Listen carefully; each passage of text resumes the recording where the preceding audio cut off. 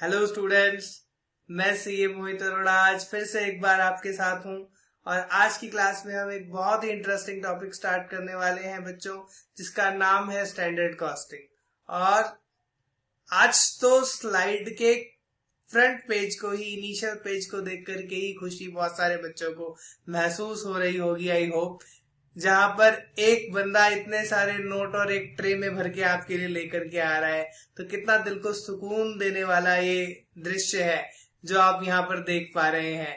तो standard costing में भी कुछ ऐसा ही हमारे पास होने वाला है। पर ये सोच के आप गलत अंदाजा ना लगाएं कि सर सबको नोट बांटेंगे। Standard costing, in fact standard costing एक ऐसी टेक्निक है जो हमारे बिजनेस में इस तरह वर्कआउट करती है कि हमें इतने सारे नोटों की बचत हो सकती है।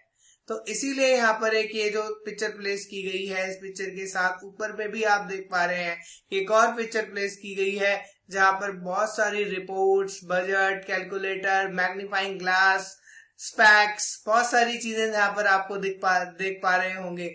तो कहने का मतलब सिर्फ इतना ही है कि जब हम इस तरह से एनालिसिस करते हैं, चीजों को प्री प्लान करते हैं, जब चीजों की प्लानिंग ढंग से की जाती है, तो शायद ये पॉसिबल हो पाता है कि इतने सारे ट्रे भर के नोट हमारे सामने हो। यानी कि हम अगर प्लान करके चलेंगे तो हम नोट कमा भी सकते हैं और बचा भी सकते हैं। तो सिंपल सी बात, आज का जो टॉपिक है हमारा इसी सेविंग से रिलेटेड है, इसी कॉस्ट मैनेजमेंट से रिलेटेड है। तो बिना किसी डाउट के, बिना किसी देर के हम स्टार्ट करते हैं अपना टॉपिक, जिसका नाम है बच्चे स्टैंडर्ड कॉस्टिंग। तो चलिए आगे बढ़ जाते हैं। नेक्स्ट स्लाइड हमारे लिए क्या कहती है। यहाँ पर सबसे पहली बात कि बच्चे नॉर्मली हम इसको स्टैंडर्ड कॉस्टिंग के नाम से जानते हैं।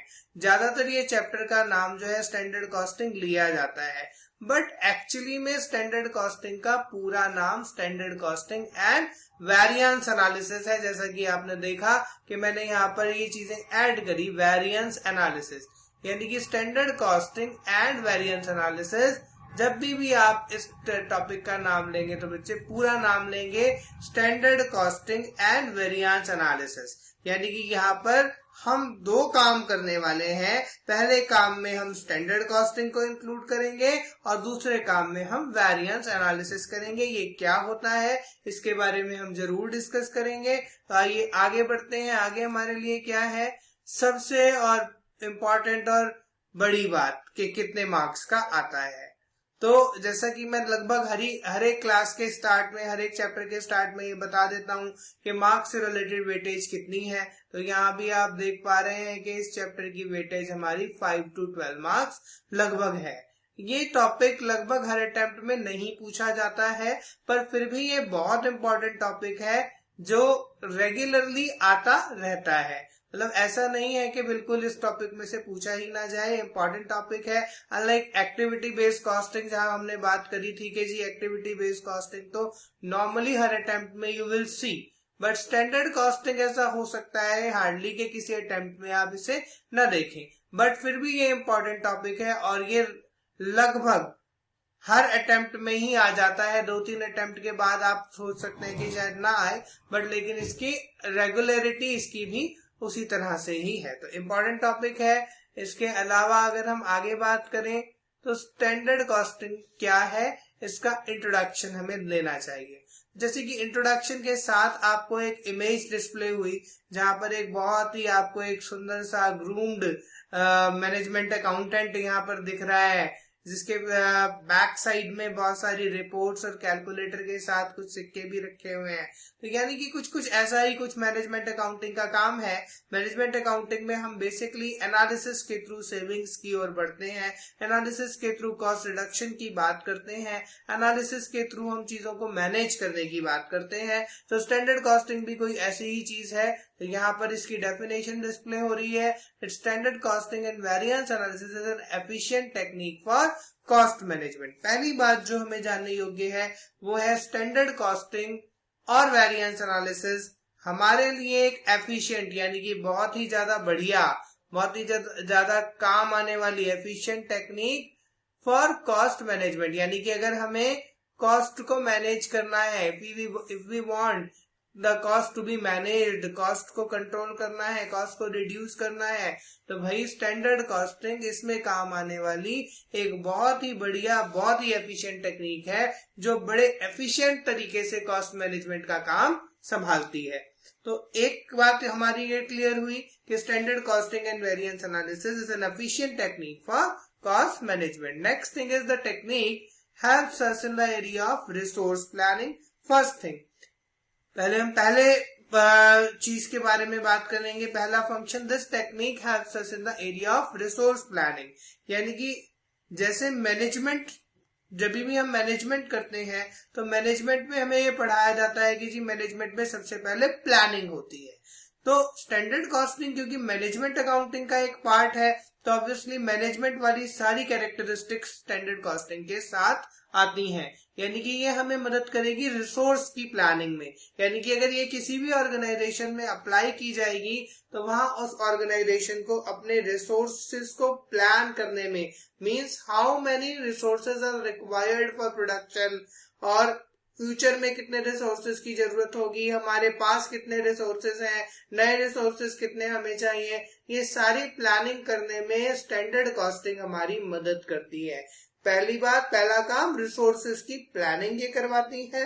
दूसरा काम यहाँ पर लिखा है कॉस्ट कंट्रोल। कॉस्ट कंट्रोल यानी कि रिसोर्स की प्लानिंग के साथ साथ जब हम ऑन रियल टाइम में काम कर रहे होते हैं, रियल टाइम फंक्शनिंग हो रही होती है किसी भी ऑर्गेनाइजेशन में, at that time it also helps us in doing the work of cost control. Cost control में ये हमारी बहुत मदद करती है, कॉस्ट को मिनिमाइज करने में मदद करती है, कॉस्ट को एक सर्टेन लेवल से बाहर जाने से रोकती है, क्योंकि हम पहले ही कॉस्ट के लिए बाउंड्रीज डिसाइड कर चुके होते हैं थ्रू स्टैंडर्ड कॉस्टिंग। तो पहला चीज रिसोर्स की प्लानिंग में मदद करी, दूसरी चीज कॉस्ट को कंट्रोल करने में मदद करी, और तीसरी चीज रिस्पॉन्सिबिलिटी रिपोर्टिंग में मदद करी। रिस्पॉन्सिबिलिटी रिपोर्टिंग मतलब जब हम कॉस्ट को कंट्रोल करना चाहते हैं तो हम कंट्रोल करने के लिए कुछ बंदों की, कुछ लोगों की रिस्पॉन्सिबिलिटी भी फिक्स करते हैं, और समटाइम्स वो लोग कॉस्ट को कंट्रोल करने के अपने ऑब्जेक्टिव में अचीव हो पाते हैं और सम टाइम्स वो अचीव नहीं भी हो पाते हैं।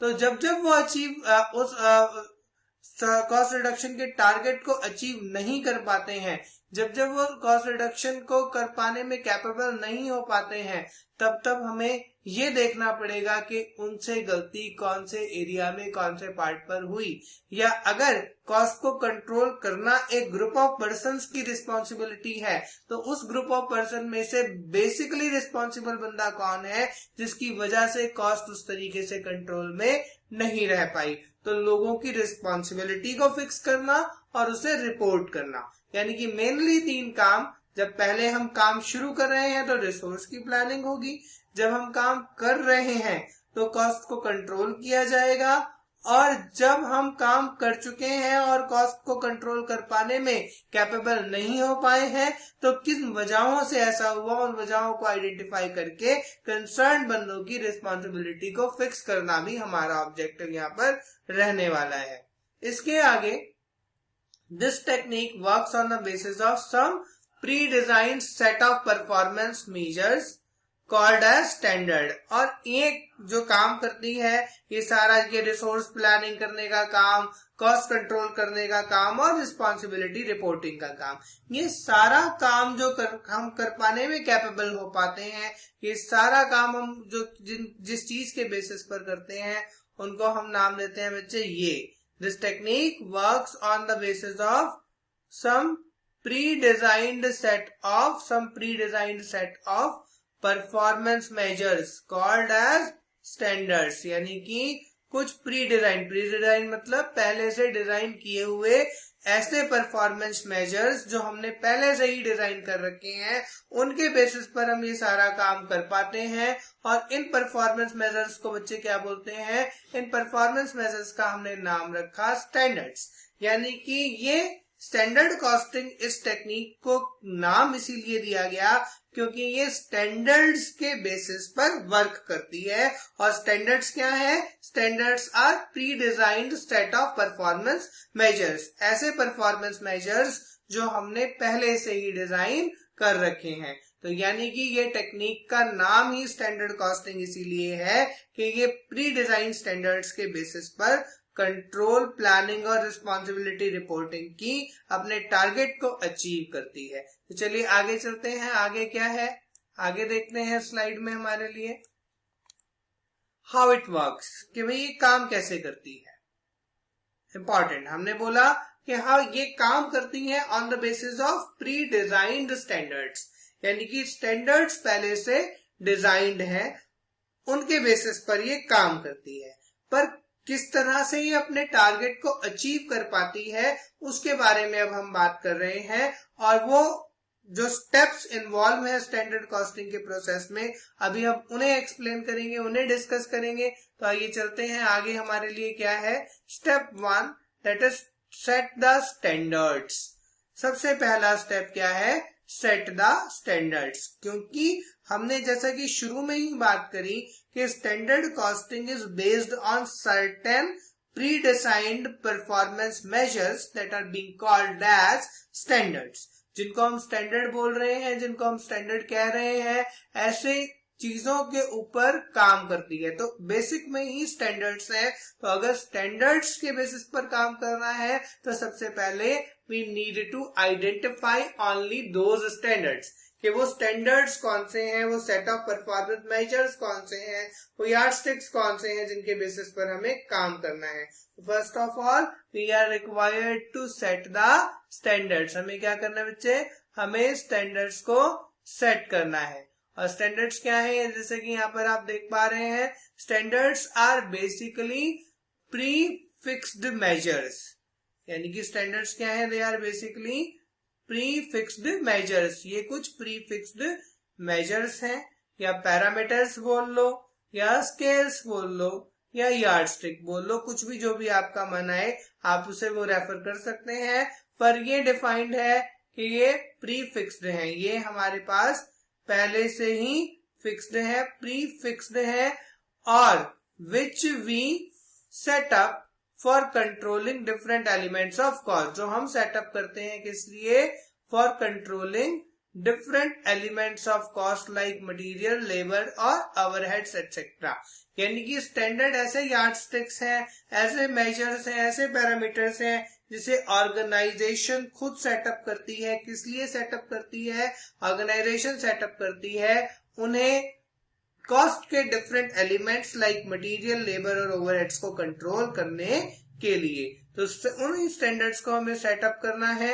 इन standard costing, standards are set up and actual performance is evaluated on the basis of those standards. यानी कि एक क्रक्स बताया कि हम किस तरीके से स्टैंडर्ड कॉस्टिंग पर काम कर रहे हैं। ऑन वन हैंड हमने क्या किया, हमने पहले से ही स्टैंडर्ड्स फिक्स करे कि you need to achieve this much level of performance, और उसके बाद we are required to compare the actual performance with the standard performance, and then we decide कि हमारी परफॉर्मेंस किस तरीके से है। क्या हम स्टैंडर्ड को अचीव कर पाने में कैपेबल हो पाए हैं, या हम स्टैंडर्ड से कहीं डेविएट कर रहे हैं, हम स्टैंडर्ड को अचीव नहीं कर पा रहे हैं। तो बेसिकली ये स्टैंडर्ड कॉस्टिंग का एक छोटा सा प्रोसेस है कि पहले आप स्टैंडर्ड्स फिक्स कर लेते हैं, और स्टैंडर्ड फिक्स करने के बाद एक्चुअल परफॉर्मेंस को स्टैंडर्ड परफॉर्मेंस से जब कंपेयर करते हैं तब यू कम टू नो कि भाई हमारी गलती कहाँ है, क्या हमने ढंग से काम किया है, एफिशिएंटली वर्क किया है, या फिर कहीं ना कहीं इनएफिशिएंसी शो हो रही है, इस वजह से हमारी जो कॉस्ट है वो इंक्रीज हो रही है। तो यहाँ पर हम कॉस्ट के लिए डिफरेंट एलिमेंट्स के लिए हम स्टैंडर्ड सेट करेंगे, और कॉस्ट के उन्हीं डिफरेंट एलिमेंट्स की एक्चुअल कॉस्ट को स्टैंडर्ड कॉस्ट से जब कंपेयर किया जाएगा तब हम ये बोलेंगे कि हमने किस तरीके से अपनी एफिशिएंसी शो करी।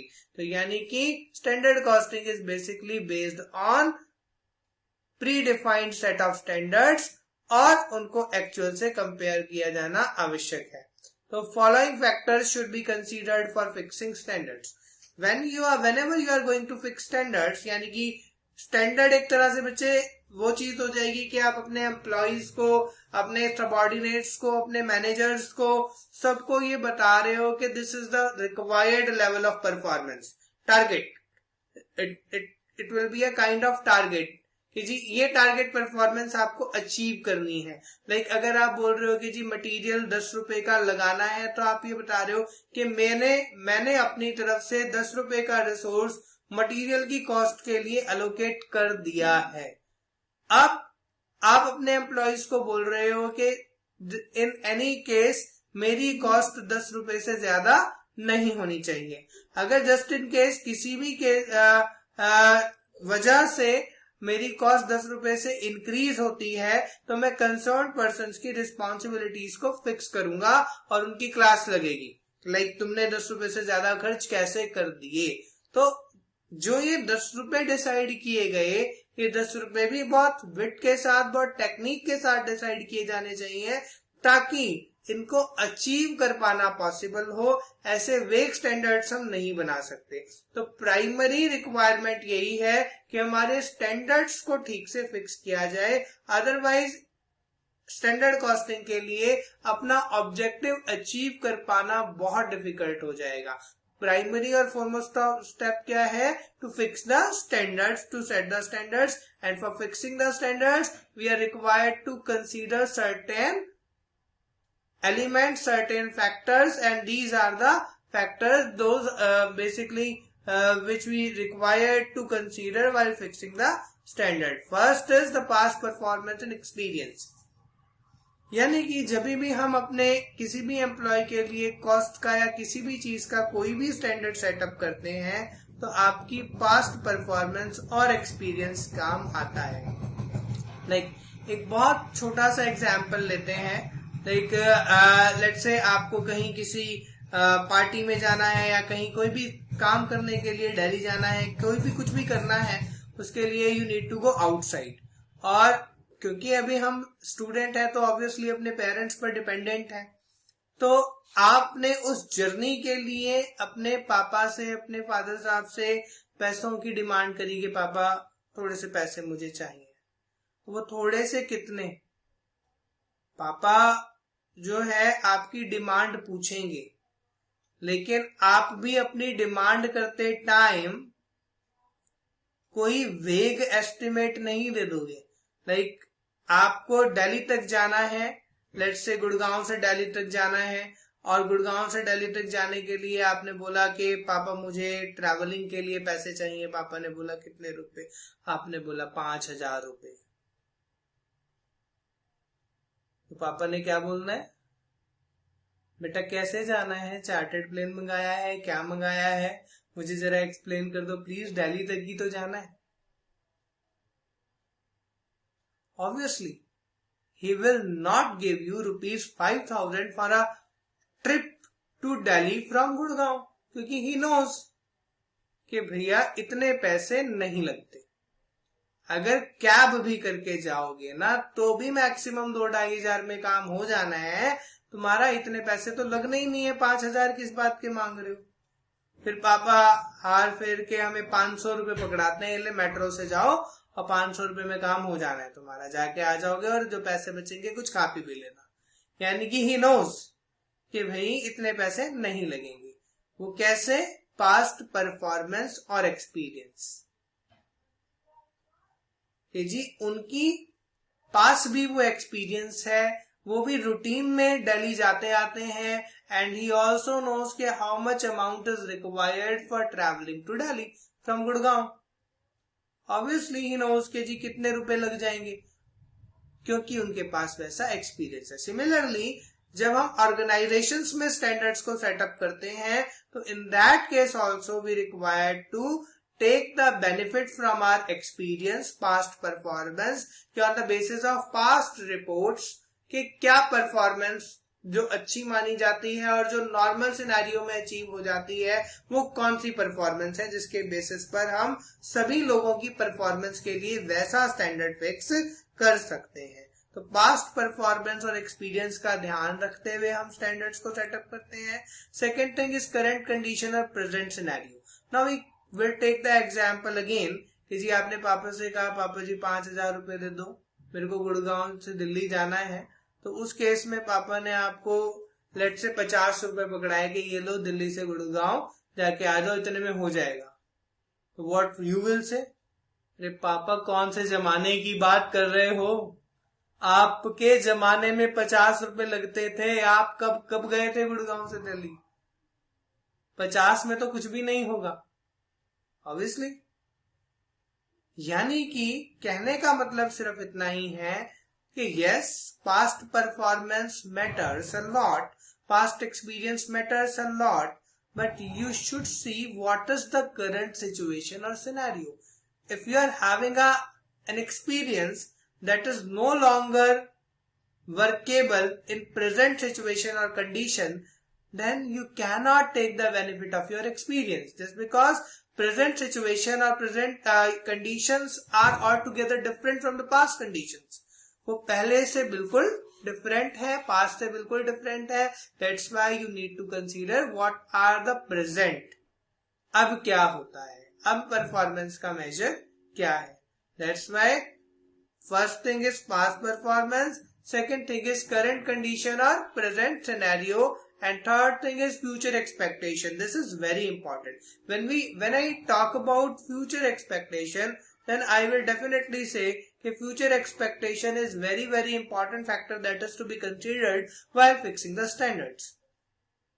Why future expectations? Because we are basically setting up the standards not for the past, just because past had happened, past बीत चुका है, वहां जो घटनाएं घटनी थी वो घट चुकी हैं। Present is basically prevailing, present अभी चल रहा है, राइट नाउ प्रेजेंट में जो भी कुछ हो रहा है, स्टैंडर्ड सेटअप अगर हम कर भी रहे हैं तो उसका बेनिफिट हमें प्रेजेंट में नहीं मिलेगा, just because we are going to evaluate the performance that will occur in future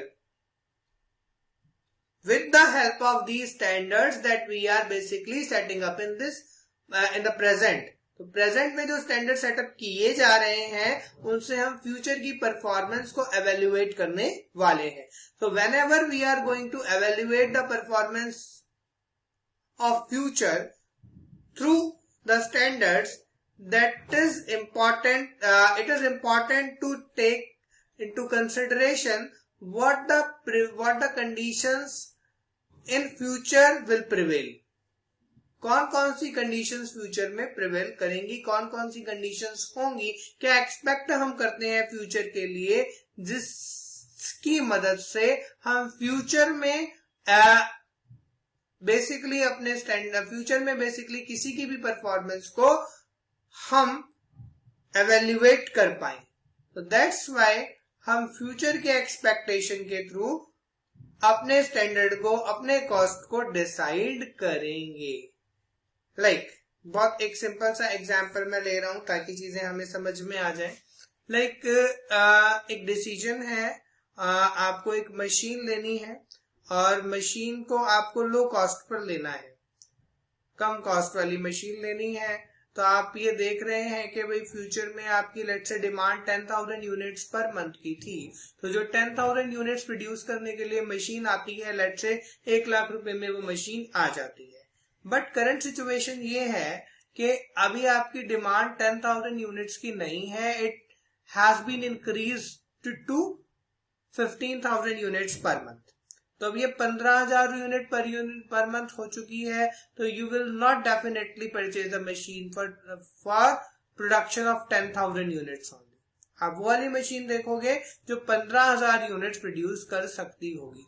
तो past performance, it is important to check the past performance. किसी पहले 10,000 यूनिट बनते थे, इसके लिए 10,000 यूनिट पर मंथ बनाने वाली मशीन ही काफी है। अगर हम सिर्फ उसी को कंसीडर करें और स्टैंडर्ड सेटअप करने के, जी नहीं हम तो इतने की खरीदेंगे, तो हम प्रेजेंट की रिक्वायरमेंट में से 5,000 यूनिट्स की सेल को खो देंगे।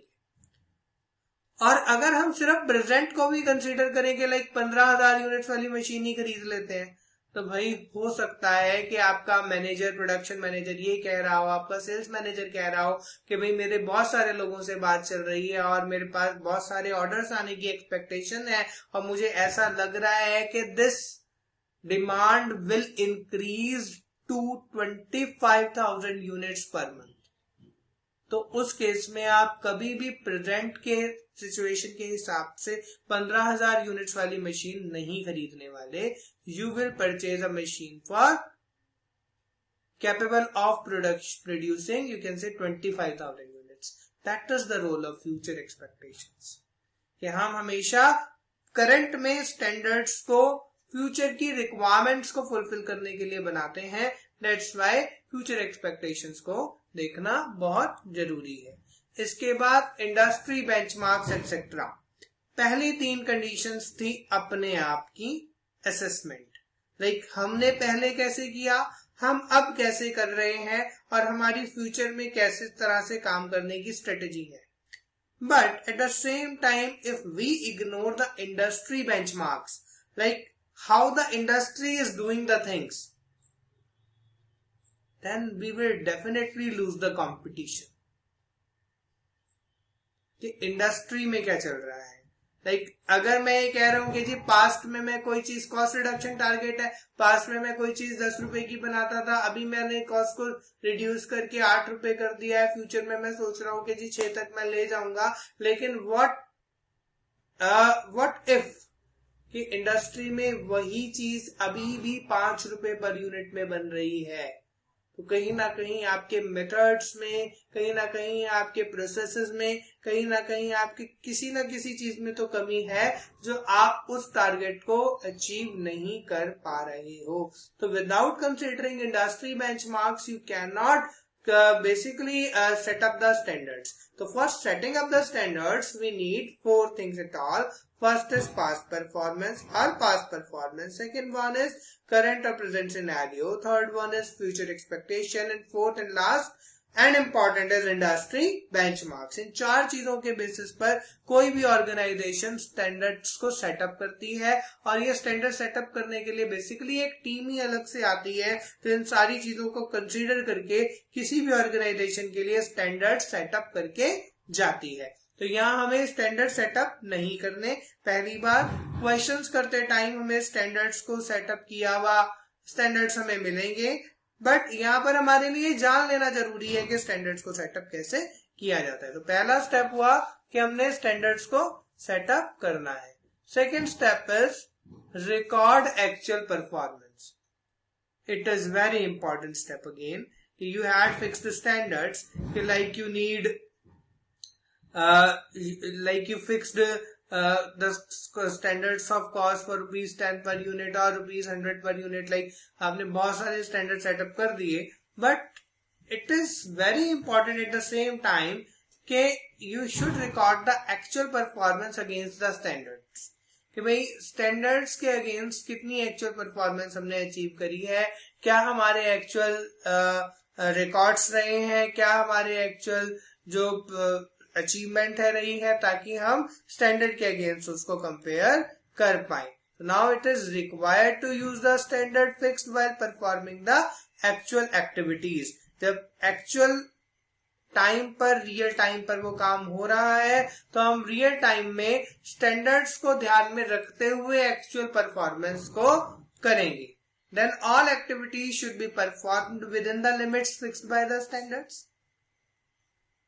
टेक्निकली तो होना यही चाहिए कि जी जब हमने स्टैंडर्ड पर फिक्स कर दिए तो सारी एक्टिविटीज को हम स्टैंडर्ड्स की लिमिट के अंदर ही काम करेंगे. But so it is very important to record the actual performance on the activities for future reference. Like अब हमें इसीलिए जरूरत है कि हम एक्चुअल परफॉर्मेंस को रिकॉर्ड करें, क्योंकि ऑब्वियसली अगर हम बात कर रहे हैं कि जी हमने स्टैंडर्ड सेटअप करके रख दिए और एक्टिविटीज की कॉस्ट को स्टैंडर्ड्स के अंदर ही होना चाहिए, स्टैंडर्ड की बाउंड्री के अंदर ही हमें उन्हें खर्च करना है, but how do we find out कि वो एक्चुअली में स्टैंडर्ड्स की बाउंड्री के अंदर ही खर्चे हो रहे हैं. तो जब तक हमारे पास एक लिखित दस्तावेज, लिखित रिकॉर्ड, लिखित डॉक्यूमेंट नहीं होगा जिससे हम कंपेयर कर पाए कि जी स्टैंडर्ड और एक्चुअल स्टैंडर्ड के अकॉर्डिंग है या नहीं, तब तक हमारे लिए स्टैंडर्ड कॉस्टिंग को सेटअप करने का ऑब्जेक्टिव डिफीट हो जाएगा. That's why it is very important कि एक्चुअल परफॉर्मेंस को रिकॉर्ड किया जाए. Now what is step 3? First is to set up the standard, second one is record the actual performance, and the third one is compute variances. That's why standard costing and variance analysis is there. Variance analysis. हमने बोला standard costing नहीं है, chapter का नाम complete नाम है standard costing and variance analysis. That's why the third and important step is to compute the variance. And what do we basically mean by the variance? So variance, it is important. Variance is the deviation of actual performance. Variance is the deviation of actual performance from the standards. यानी कि variance का मतलब है deviate. Deviate का मतलब कितना ऊपर कितना नीचे।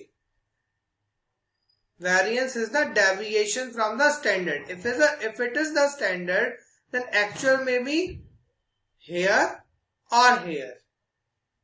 Then the difference between a deviation of standard from actual will be called as variance. Okay? Actual performance standard performance से कितना deviate करती है, और जब हम उसको न्यूमेरिकली प्रेजेंट करते हैं, नंबर्स में प्रेजेंट करते हैं, तब हम उसको बोलते हैं variance. Variance is the measurement of deviation of actual performance from the standard. Okay. The second thing is, in standard costing, variances are computed for the purpose of control. Control main यहाँ पर बात है, क्योंकि हमने variance जब compute करे हैं तो ऑब्वियसली जब हमने एक टारगेट फिक्स किया था, एक स्टैंडर्ड फिक्स किया था, और अगर वो स्टैंडर्ड को हम अचीव नहीं कर पा रहे हैं, तो ऑब्वियसली उस केस में कंट्रोल के पॉइंट ऑफ व्यू से it is very much required. Then variances tell us the impact of actual performance on the cost profit of the organisation. Variances का काम क्या है, ये हमें बताएंगे कि एक्चुअल परफॉर्मेंस की वजह से ऑर्गेनाइजेशन की कॉस्ट और प्रॉफिट पर कितना असर पड़ा। क्या इससे कोई पॉजिटिव इम्पैक्ट पड़ा वेरिएंसेस के थ्रू, या फिर कोई नेगेटिव इम्पैक्ट पड़ा, यानी कि क्या कॉस्ट बढ़ने से प्रॉफिट रिड्यूस हो गए, या कॉस्ट रिड्यूस होने से प्रॉफिट इंक्रीज हो गए। और ये कॉस्ट रिडक्शन या कॉस्ट में इंक्रीज जो है, ये हम बात कर रहे हैं स्टैंडर्ड कॉस्ट से एक्चुअल कॉस्ट के डिफरेंस की, यानी कि वेरिएंसेस की। Then again cost variances can be calculated as under. Variance अगर हम बात करें तो कॉस्ट वेरिएंस को हम ऐसे कैलकुलेट कर सकते हैं, cost variance is equal to, this is a standard formula. Cost किसी भी वेरिएंस को निकालने के लिए हम इस फॉर्मूले का इस्तेमाल करते हैं, where cost variance is equal to standard cost minus actual cost. यानी कि जब हम स्टैंडर्ड कॉस्ट में से एक्चुअल कॉस्ट को माइनस कर देते हैं, then we will have the variance. Next slide हम देखेंगे कि वेरिएंस किस तरीके से हम निकालते हैं विद एग्जांपल। तो अगर हम एक एग्जांपल लें, let standard cost of production of product X is ₹100। हमने मान लिया कि हम एक प्रोडक्ट बना रहे हैं प्रोडक्ट एक्स, और जिसके लिए हमने एक स्टैंडर्ड फिक्स किया ₹100। तो इसका मतलब ये है कि final output of x should not have a cost more than ₹100। ₹100 से ज्यादा उसकी कॉस्ट नहीं होनी चाहिए। ये हम बोल रहे हैं जब हम स्टैंडर्ड फिक्स कर रहे हैं, पर एक्चुअल परफॉर्मेंस में कुछ भी हो सकता है, क्योंकि जब एक्चुअल परफॉर्मेंस होती है तो बहुत सारी चीजें बदलती हैं। तो यहाँ हमने एक चीज प्री फिक्स कर दी कि जी ₹100 से ज्यादा में आपने काम नहीं करना है, बट एक्चुअली क्या हो सकता है, actual cost either case 1 actual cost is less than standard cost, यानी कि लेट्स से एक्चुअल कॉस्ट ₹80 आ गई, तो यहाँ पर हमारी एक्चुअल कॉस्ट कितनी आ गई, ₹80। हमने स्टैंडर्ड कॉस्ट क्या फिक्स करी थी बच्चे, ₹100। तो हम यहाँ पर कह रहे हैं कि जी हमने ₹100 की स्टैंडर्ड कॉस्ट फिक्स करी थी, जिसके अगेंस्ट हमारी जो एक्चुअल कॉस्ट है वो ₹80 आई है। तो इस केस में हम कह सकते हैं कि यहाँ वेरिएंस है, actual standard cost minus actual cost जब हम बोलते हैं तो यहाँ पर ₹100 स्टैंडर्ड, एक्चुअल 80, तो वेरिएंस ₹20 का है, यानी कि ₹20 जो हमारी एक्चुअल परफॉर्मेंस है ये ₹20 से डेविएट करती है, पर ये डेविएशन हमें फायदा देता है। यानी कि हमने अगर सोचा था ₹100 में बने तो प्रोडक्शन 80 में हुआ, वेरिएंस है 20 रुपए का वेरिएंस, इसे भी वेरिएंस ही बोला जाएगा कि वेरिएशन है, क्योंकि वेरिएंस का मतलब ही है deviation of actual from standard. Actual जो है वो स्टैंडर्ड से कितना डेविएट करता है, और डेविएट का मतलब पॉजिटिव नेगेटिव दोनों तरफ ही डेविएशन पॉसिबल हो सकता है। तो यहाँ पर पॉजिटिव इंपैक्ट दिया डेविएशन ने, इसीलिए हमने इसको नाम दिया ₹20 फेवरेबल, यानी कि ये डेविएशन 20 रुपए का तो है, वेरिएंस तो है 20 रुपए का, लेकिन ये कॉस्ट को फेवर कर रहा है, इससे कॉस्ट रिड्यूस हो रही है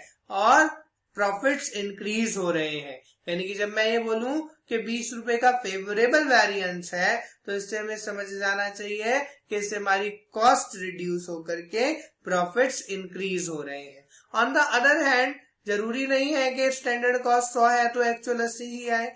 केस 2 में actual cost is more than standard cost, उसमें लेट्स से अगर एक्चुअल कॉस्ट 120 आ जाती है, तब आप क्या करेंगे? 120 की एक्चुअल कॉस्ट में भी वेरिएशन निकलेगा और 20 रुपए का ही निकलेगा, पर उस केस में उस वेरिएंस को हम नाम देंगे ₹20। वेरिएंस तो है पर ₹20 क्या है? ₹20 एडवर्स, एडवर्स या अनफेवरेबल, यानी कि यहाँ पर भी 20 रुपए का ही वेरिएशन है, पर ये वेरिएंस या ये वेरिएशन नुकसान देने वाला है, नेगेटिव इंपैक्ट डाल रहा है, इससे कॉस्ट इंक्रीज हुई है और प्रॉफिट्स रिड्यूस हुए हैं, इसलिए हमने इसे नाम दिया ₹20 एडवर्स। तो दोनों ही केस में 20 रुपए का वेरिएशन था, पर एक केस में जहां फेवरेबल था वहीं दूसरे में एडवर्स था, यानी कि एक ने फेवर किया और दूसरे ने एडवर्स इंपैक्ट डाला। Hence, we can have either favorable or adverse variances. तो थर्ड स्टेप में जब हम वेरिएंस कैलकुलेट करने जाते हैं, तो उस केस में हमारे पास या तो फेवरेबल वेरिएंस निकलेगा, यानी कि या तो स्टैंडर्ड कॉस्ट जो है वो एक्चुअल कॉस्ट से ज्यादा होगी, एक्चुअल कॉस्ट स्टैंडर्ड कॉस्ट से कम होगी, या फिर एडवर्स वेरिएंस निकलेगा जिसमें एक्चुअल कॉस्ट स्टैंडर्ड कॉस्ट से ज्यादा होगी। तो इस केस में हमारे पास दो ही तरीके के वेरिएंस हो सकते हैं, या तो फेवरेबल या फिर एडवर्स, तीसरे तरीके का हमारे पास वेरिएंस नहीं हो सकता। तो यहाँ पर हमारा तीसरा काम हुआ कि हमने एक्चुअली में वेरिएंस कैलकुलेट किया। स्टेप 1 क्या था? हमने स्टैंडर्ड्स को सेटअप किया। स्टेप 2 में हमने एक्चुअल परफॉर्मेंस को रिकॉर्ड किया। स्टेप 3 में हमने वेरिएंस कैलकुलेट किया। अब अगर मैं क्वेश्चन के पॉइंट ऑफ व्यू से बात करूं, तो स्टेप 1 में स्टैंडर्ड आपको 100 रुपीज दे रखा है यहाँ पर क्वेश्चन में, एग्जाम्पल में, तो हमें भी 100 रुपीज मिले, इस तरह से स्टैंडर्ड्स मिलेंगे, तो स्टैंडर्ड कंप्यूट हमें नहीं करने हैं।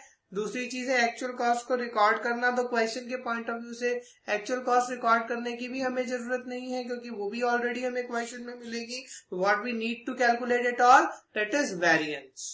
हमें हमेशा क्वेश्चन में वेरिएंस निकालना होगा। तो जब भी आपके पास क्वेश्चंस आएंगे तो उसमें आपको क्या करना है? वेरिएंस निकालना है। पहले के 2 स्टेप्स ऑलरेडी करे हुए होंगे, लेकिन जब हम एक्चुअली में स्टैंडर्ड कॉस्टिंग अप्लाई करेंगे ऑर्गेनाइजेशंस में, वहां पर हमें ये दोनों काम करने पड़ सकते हैं, यानी कि स्टैंडर्ड कॉस्ट भी निकालनी पड़ेगी और एक्चुअल परफॉर्मेंस को रिकॉर्ड भी करना पड़ेगा। उसके बाद ही हम वेरिएंस निकाल पाएंगे। इसके बाद स्टेप 4 क्या कहता है? Find out the reasons behind the variances. क्योंकि अगर हम वेरिएंस निकाल के छोड़ दें कि जी लाइक 100 रुपए स्टैंडर्ड कॉस्ट थी, 120 रुपए एक्चुअल कॉस्ट आई, 20 रुपए एडवर्स वेरिएंस है, बस छोड़ दिया, तो कंट्रोल का ऑब्जेक्टिव डिफीट हो जाएगा। इसीलिए ये बहुत जरूरी है, बहुत नेसेसरी है कि हम वेरिएंसेस के पीछे के रीजंस को भी फाइंड आउट करें कि वेरिएंसेस क्यों अराइज हुए, क्योंकि जब हम वो रीजंस फाइंड आउट करेंगे बच्चों, तभी हम सीख पाएंगे, तभी हम बता पाएंगे कि ऑब्वियसली कंट्रोल किस तरीके से करना है, कंट्रोल कहाँ अप्लाई करना चाहिए, ताकि वहां से उस एरिया से कॉस्ट को रिड्यूस किया जा सके। That's why it is very important. यहाँ पर देख सकते हैं आप, आपके लिए थोड़ा सा है कि किस तरीके से डिटेक्टिव के भेस में रीजन बिहाइंड वेरिएंसेस निकाल रहा है बंदा, एनालिसिस कर रहा है, ढूंढ रहा है। सॉरी, आप देख सकते हैं इसको, दिस इज अ डिटेक्टिव जो ढूंढ रहा है पैरों के निशान के से कि हु इज द कल्प्रिट, जिसने ऐसा काम किया। चलिए इस डिटेक्टिव को अपना काम करने देते हैं, हम आगे बढ़ते हैं। रीजंस निकालने क्यों जरूरी है? Reason behind variance to take the remedial actions timely. अगर हम वेरिएंसेस को फाइंड आउट करते हैं तो करेक्टिव एक्शंस को टाइमली ले पाना हमारे लिए कैपेबल, हमारे लिए इजी हो जाता है कि भाई हम क्या करें। लाइक किसी ने गलती करी तो हम आसानी से, अगर उस गलती का पॉइंट 1 पर ही पता चल जाए, इनिशियल फेज में ही पता चल जाए, तो उस गलती को सुधारने के लिए हमारे पास काफी टाइम होता है। तो अगर हमारे पास ऐसे ही वेरिएंसेस समझ में आ जाएं, वेरिएंसेस टाइमली मैनर में पता चल जाएं, तो हम करेक्टिव एक्शंस ले सकते हैं। That why the cost has been increasing, उस चीज के बारे में अगर पता चल जाए तो हम उस रीजन को खत्म कर सकते हैं और कॉस्ट को कंट्रोल कर सकते हैं। दूसरा, to fix the responsibility of concern parties. तो यहाँ पर आप देख रहे हैं हर एक चीज के साथ एक फोटो आ रही है। तो यहाँ देख रहे हैं भाई ये बंदा, अगर हमें जैसे ही, क्योंकि यहाँ पर देख रहे हैं कि ये बंदा लेट हो रहा है टाइम के लिए, is running out of time, तो भाग रहा है। तो यानी कि जब is a kind of alarm कि भाई टाइम हो गया है, अब हमें अपने काम की तरफ जाना है। क्योंकि यहाँ पर इसने स्टैंडर्ड फिक्स कर रखा था कि मुझे सर्टेन टाइम पर निकलना है। जैसे ही वो टाइम हुआ, अलार्म बेल बजी और उसने करेक्टिव एक्शन लेना चालू कर दिया और वो भागा कि भाई मुझे अब अपने काम पे पहुंचने में लेट हो जाएगा। पर समहाउ अगर वो लेट हो गया तो to fix the responsibility of concern parties, मतलब यहाँ पर आप देख रहे हैं कि उसको डांट पड़ रही है कि जिस दिन पहली बार लेट हुआ उसी दिन पहली बार उसे डांट पड़ी कि लाइक भाई अब जो है आगे से लेट नहीं होना, तुम लेट हो। कंसर्न पार्टी की रिस्पॉन्सिबिलिटी को फिक्स करना भी हमारी जिम्मेदारी है। और थर्ड और इम्पोर्टेंट चीज, to avoid the recurrence of such variances in future. अब फ्यूचर में बंदा हमेशा अपने टाइम से निकलेगा। तो आप देख सकते हैं बंदा 11 बजे निकलना था उसे और वो यहाँ 3 बजे निकल रहा है, तो डांट पड़ना तो स्वाभाविक ही है ना। तो ऑब्वियसली यहाँ पर वो पहले ही अगली बार से, जब उसे एक बार डांट पड़ जाएगी, रिस्पॉन्सिबिलिटी फिक्स हो जाएगी, तो अगली बार से फ्यूचर में वो चीज को रिपीट होने के चांसेस कम हो जाएंगे। पर ये कब होगा? जब हमें गलती का पता हो। अगर ये बॉस जो यहाँ पर ये डांट रहा है बंदा, अगर ये बॉस इतना अलर्ट ना हो, अगर ये एक बार के लेट होने पर इसे ना डांटे, तो ऑब्वियसली ये रिपीटेशन होती ही जाएगी, होती ही जाएगी, होती ही जाएगी। और इसकी वजह से ऑर्गेनाइजेशंस को कितने लॉस होंगे ये आप अंदाजा लगा सकते हैं। दैट्स व्हाई अगर स्टैंडर्ड हमें टाइमली मैनर में मिल जाते हैं तो हम करेक्टिव एक्शन ले सकते हैं, कंसर्न पार्टीज की रिस्पॉन्सिबिलिटी फिक्स कर सकते हैं और फ्यूचर में इस तरह की चीजों को होने से रोक सकते हैं। But while fixing the responsibilities conflicts में अराइज।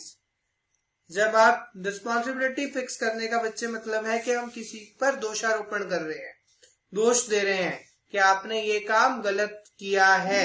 क्या आज के सिनेरियो में, आज के यू कैन से सर्कमस्टांसेस में, क्या कोई भी बंदा ऐसा है जो इजीली अपनी रिस्पॉन्सिबिलिटी एग्री होकर के मान जाएगा, एग्री कर लेगा कि भाई हाँ मेरी गलती है, अपनी गलती को ये आसानी से मान जाता है? Obviously not. तो conflicts will arise, definitely arise. मैंने तो यहाँ पर लिखा है कॉन्फ्लिक्ट्स में अराइज, शायद कॉन्फ्लिक्ट्स अराइज हो सकते हैं, but again I will say conflicts will arise, होंगे ही, कॉन्फ्लिक्ट्स अराइज होंगे ही, क्योंकि कोई भी बंदा इजीली अपनी रिस्पॉन्सिबिलिटी लेने के लिए एग्री नहीं होगा। लाइक सिंपल कि क्लासरूम है, क्लासरूम में से थोड़ी देर टीचर बाहर निकला और बच्चों ने शोर मचाना चालू कर दिया और वो शोर एक अनबियरेबल नॉइस में तब्दील जब हुआ तो टीचर ने जैसे ही आके सबको डांट लगाई और बोला कि भाई कौन शोर मचा रहा था, तो क्या जो बच्चे शोर मचा रहे थे उठ करके ये बोलेंगे कि सर हमने शोर मचाया, हमें दंड दीजिए? नहीं, ऑब्वियसली नॉट। क्या होने वाला है? सब बच्चे एक दूसरे को बोलेंगे कि ये शोर मचा रहा था, ये शोर मचा रहा था, मैं तो नहीं था। तो ऑब्वियसली इस तरह के कॉन्फ्लिक्ट्स अराइज होंगे। तो क्या करना है? तो यहाँ हम कॉन्फ्लिक्ट्स देख रहे हैं। ये भाई साहब परचेज मैनेजर, भाई साहब नहीं, ये तो लेडी है, सॉरी आई एम सॉरी। तो ये लेडी, ये मैम जो कि परचेज मैनेजर है, जब रिस्पॉन्सिबिलिटी आई तो ये क्या कहती है, labourers are not very efficient, they wasted a lot of materials, hence cost has been increased.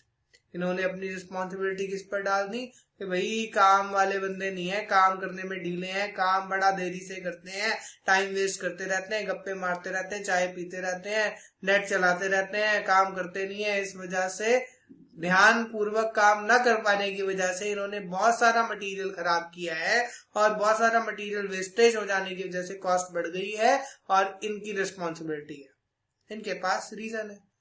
अब यहाँ पर भी एक बंदा है जो लेबरर्स को देख रहा है, प्रोडक्शन मैनेजर। वो कैसे मान ले, क्योंकि उसके सुपरविजन में ये सारा काम हो रहा था। तो क्या बोल रहा है, वो बोल रहा है poor quality raw material has been purchased. भाई रॉ मटेरियल ही अच्छा परचेज नहीं किया था, hence production took more raw material, इस वजह से प्रोडक्शन में ज्यादा मटेरियल लगाना पड़ा and cost has been increase. मतलब मेरे लेबरर्स की कोई गलती नहीं है, वो टाइम पास नहीं करते, वो चाय नहीं पीते, वो गप्पे नहीं मारते, अपना काम टाइम से करते हैं, पर तुमने गलत मटेरियल परचेज किया था, इस वजह से वो ज्यादा लग रहा है और इस वजह से कॉस्ट बढ़ रही है। तो ऐसे दोषारोपण आम बात है। कोई भी बंदा अपनी रिस्पॉन्सिबिलिटी को आराम से नहीं मानेगा, तो फिर क्या करें, Hence, drill down approach should be followed। यहां पर हमें ड्रिल डाउन अप्रोच को फॉलो करना है स्टैंडर्ड कॉस्टिंग में। भाई ये ड्रिल डाउन अप्रोच क्या है, ड्रिल डाउन मतलब कि हम सिर्फ ऊपर से एक वेरिएंस को ना देख करके नीचे डिफरेंट कैटेगरीज में डिवाइड करें और हर एक कैटेगरी के लिए सेपरेटली वेरिएंस को कंप्यूट करें। जितना हम डीप एनालिसिस करेंगे, जितना हम एलिमेंट वाइज वेरिएंस को निकाल पाएंगे, उतनी आसानी से और सर्टेनिटी से हम किसी बंदे को ये बोल पाएंगे कि भाई तेरी गलती नहीं है, यहाँ पर इस बंदे की गलती नहीं है, यहाँ पर आपकी गलती है, आपने काम को रिस्पॉन्सिबिलिटी से अंजाम नहीं दिया।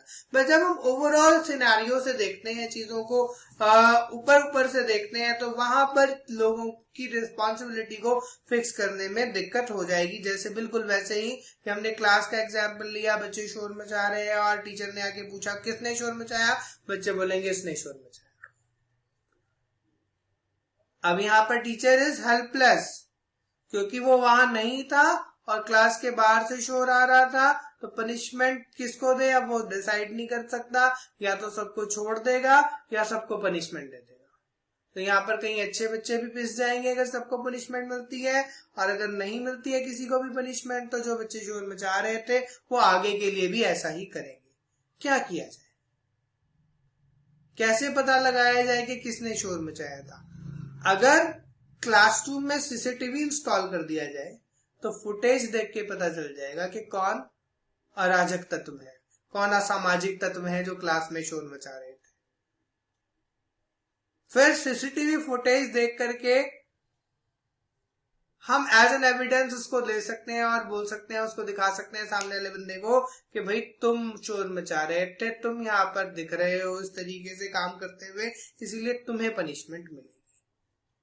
तो that is the type of work that is expected under drill down approach. कि ओवरऑल व्यू ना देखें, आप थोड़ा थोड़ा नीचे गहन अध्ययन करें और उसके बाद चेक करें कि कहाँ गलती है, किसकी गलती है, कहाँ किसने गलती करी। तो दैट्स वाई हम जब स्टैंडर्ड्स कॉस्टिंग में ड्रिल डाउन करते हैं तो स्टैंडर्ड को हम मेजरली दो हिस्सों में बांट देते हैं, कॉस्ट के स्टैंडर्ड्स और सेल्स के स्टैंडर्ड्स। यानी कि हम एक तरफ अपने प्रोडक्शन में जो लोग इन्वॉल्व हैं उन लोगों की एफिशिएंसी को चेक करते हैं, और दूसरी तरफ जो लोग सेल्स में इन्वॉल्व हैं उन लोगों की एफिशिएंसी को चेक करते हैं। यानी कि कभी भी किसी भी ऑर्गेनाइजेशन के प्रॉफिट बढ़ने या घटने के दो कारण हो सकते हैं, या तो कॉस्ट बढ़ गई या सेल गिर गई, है ना। तो ऑब्वियसली अगर कॉस्ट बढ़ने की वजह से प्रॉफिट रिड्यूस हुआ है तो प्रोडक्शन वाले जिम्मेदार होंगे, और अगर सेल घटने की वजह से प्रॉफिट रिड्यूस हुआ है तो सेल्स वाले जिम्मेदार होंगे।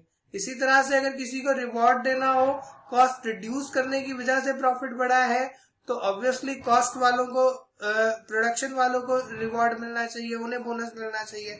और अगर सेल बढ़ने की वजह से प्रॉफिट बढ़ा है तो सेल्स वालों को इनाम मिलना चाहिए। तो सिंपल सी बात है, जब हम रिस्पॉन्सिबिलिटी फिक्स करेंगे तो यहाँ सेपरेट कर देंगे दो तरीके के मेन स्टैंडर्ड्स, कॉस्ट और सेल्स।